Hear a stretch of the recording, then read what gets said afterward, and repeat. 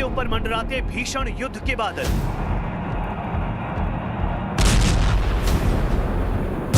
अमेरिकी सेना की जबरदस्त हलचल और डोनाल्ड ट्रंप की खुली चेतावनी।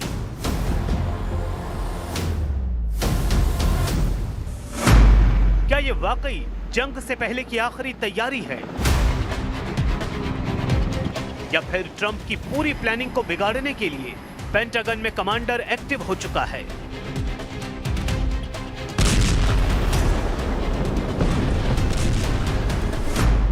डोनाल्ड ट्रंप और अमेरिका के लाखों सैनिकों की नींद उड़ाने वाले कमांडर का नाम है जनरल डैन कैन, जो जॉइंट चीफ ऑफ स्टाफ के चेयरमैन हैं। अमेरिकी मीडिया की रिपोर्ट में बताया गया है कि जनरल डैन कैन ने कहा है कि ईरान के खिलाफ युद्ध में बहुत जोखिम है।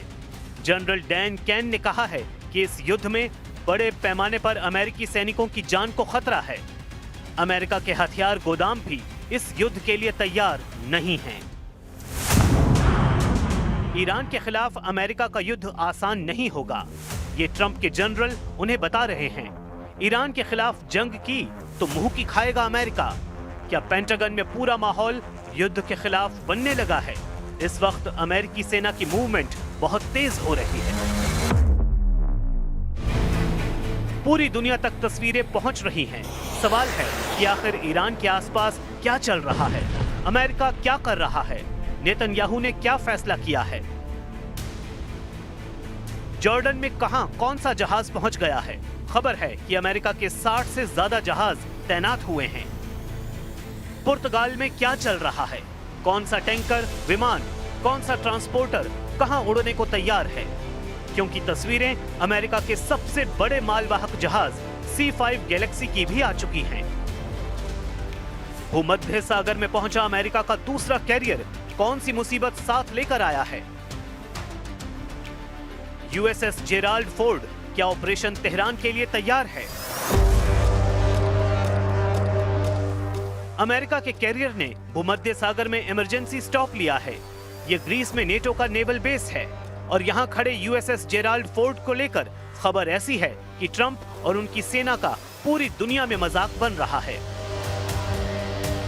पूरी दुनिया पूछ रही है सवाल ये कि क्या अमेरिका का सबसे ताकतवर और आधुनिक एयरक्राफ्ट कैरियर टॉयलेट ब्रेक के लिए ग्रीस में रुका है? क्या यह कैरियर वाकई युद्ध के लिए तैयार है भी या नहीं?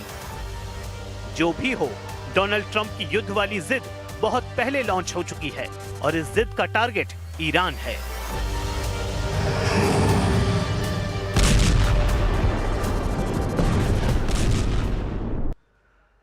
युद्ध की सबसे बड़ी खबर के साथ हम हाजिर हैं। नमस्कार, मैं हूं आपके साथ सपना शुक्ला। आपका स्वागत है न्यूज़ 18 के स्टूडियो में, powered by Vikram tree. Trump के कमांडर ने मीटिंग में जो कुछ बोला, अब उस पर पूरी ट्रंप सरकार सफाई दे रही है। अपने सेना अध्यक्ष की बातों से बेफिक्र ट्रंप की सेना ईरान के कितने करीब पहुंच चुकी है, इसकी डिटेल आपको चौंका देगी। ईरान को अगले 24 घंटों में कोई बड़ा फैसला लेना पड़ सकता है।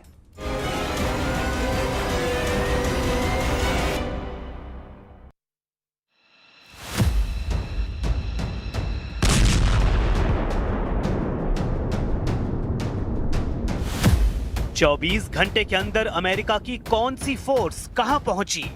24 घंटे के अंदर अमेरिका का कौन सा जंगी बेड़ा कहां पहुंचा? 24 घंटे के अंदर अमेरिका के कौन से फाइटर जेट कहां तैनात किए जा चुके हैं? और डोनाल्ड ट्रंप को क्यों बोलना पड़ा कि उनके जनरल डैनियल केन को लेकर जो भी खबर है वो फेक न्यूज है? ट्रंप ने कहा है कि जनरल डैन केन ईरान से युद्ध के खिलाफ नहीं है, और युद्ध हुआ तो जनरल केन का भी मानना है कि अमेरिका आसानी से जीत जाएगा।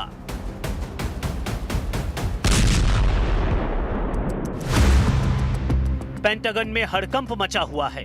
व्हाइट हाउस में ट्रंप पूछ रहे हैं कि जनरल डैनियल केन को लेकर खबर किसने उड़ाई, क्योंकि जब अमेरिका के दो कैरियर स्ट्राइक ग्रुप ईरान पर हमले के लिए तैयार हैं, तब पेंटागन में हुई मीटिंग की डिटेल्स कौन लीक कर रहा है?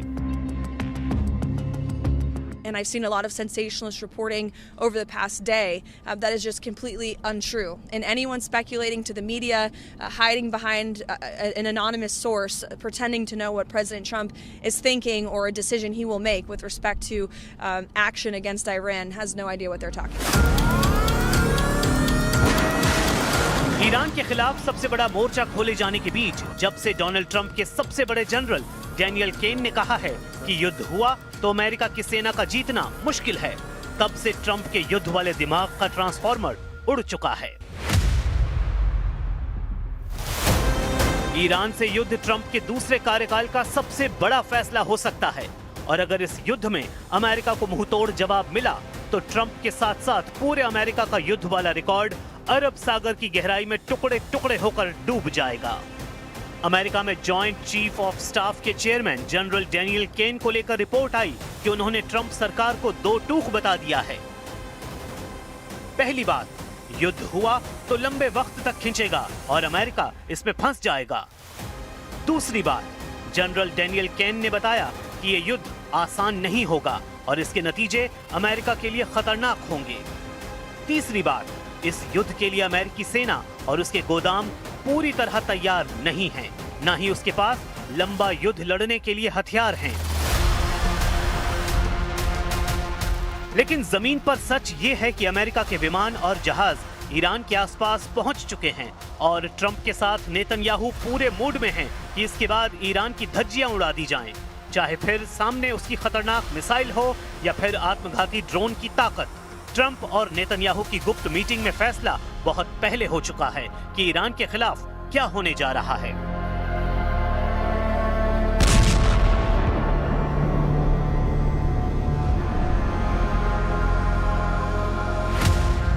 ईरान पर हमले के लिए 2 एयरक्राफ्ट कैरियर तैनात हो चुके हैं।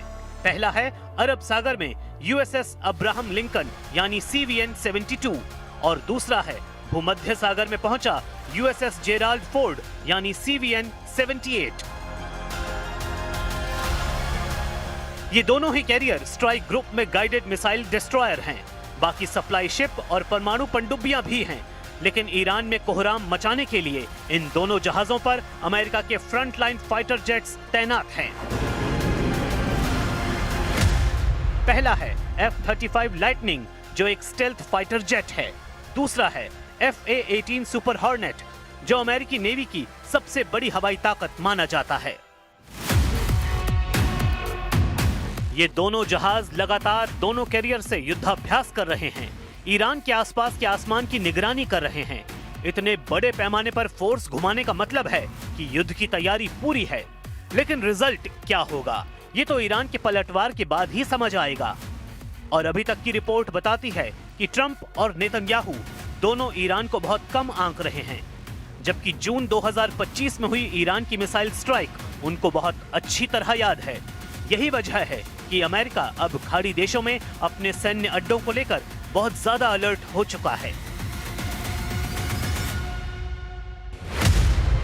अमेरिका 20 से ज्यादा टैंकर विमान जिसमें KC-135 और K-46 शामिल हैं, ये तैनात किए जा चुके हैं।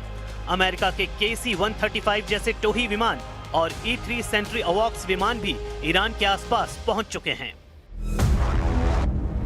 वहीं ईरान भी सिग्नल दे चुका है कि इस बार उस पर हमला हुआ तो पूरा पश्चिम एशिया जलेगा। इजराइल और अमेरिका के अड्डों को तो पूरी तरह तबाह कर दिया जाएगा। यही वजह है कि ईरान पर नजर रखने के लिए ट्रंप पूरी ताकत झोंक रहे हैं और इसके लिए खाड़ी देशों में अमेरिकी अड्डे सुपर एक्टिव हैं।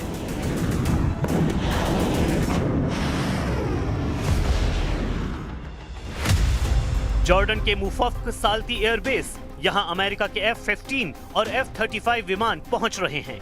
सऊदी अरब, UAE, ओमान, कतर और बहरीन, यहां के अड्डों पर अमेरिका के टोही विमान, मिसाइल डिफेंस सिस्टम तैनात हो रहे हैं। कतर के अल उदैद एयरबेस पर अमेरिका ने अपनी फोर्स बढ़ा दी है।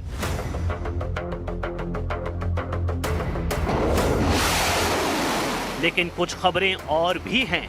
कतर और बहरीन के अड्डों पर अमेरिका ने कुछ सैनिकों को हटाया भी है, जबकि बाकी खाड़ी देशों में उसने अपनी एयर पावर और एंटी मिसाइल सिस्टम बढ़ा दिए हैं। तमाम विवादों के बीच डोनाल्ड ट्रंप ने अपने जनरल डैन केन को बहुत ही बेहतरीन कमांडर बताया है और ये भी कहा है कि युद्ध का फैसला उनका होगा, लेकिन मोर्चे पर लड़ाई कैसे लड़ी जाएगी, इसका फैसला जनरल डैनियल कैन करेंगे। सवाल है कि अमेरिका अगर युद्ध में कामयाब हुआ तो ट्रंप सेहरा अपने सिर पर बांधेंगे, और अगर अमेरिका इस युद्ध में फंसा तो क्या पूरी जिम्मेदारी जनरल डैन कैन पर डाल दी जाएगी। फिलहाल ट्रंप के इरादों को देखकर ईरान भी बहुत आक्रामक है। बातचीत के दौरान ही ईरान ने कई युद्धाभ्यास कर लिए हैं और कई पाइपलाइन में हैं।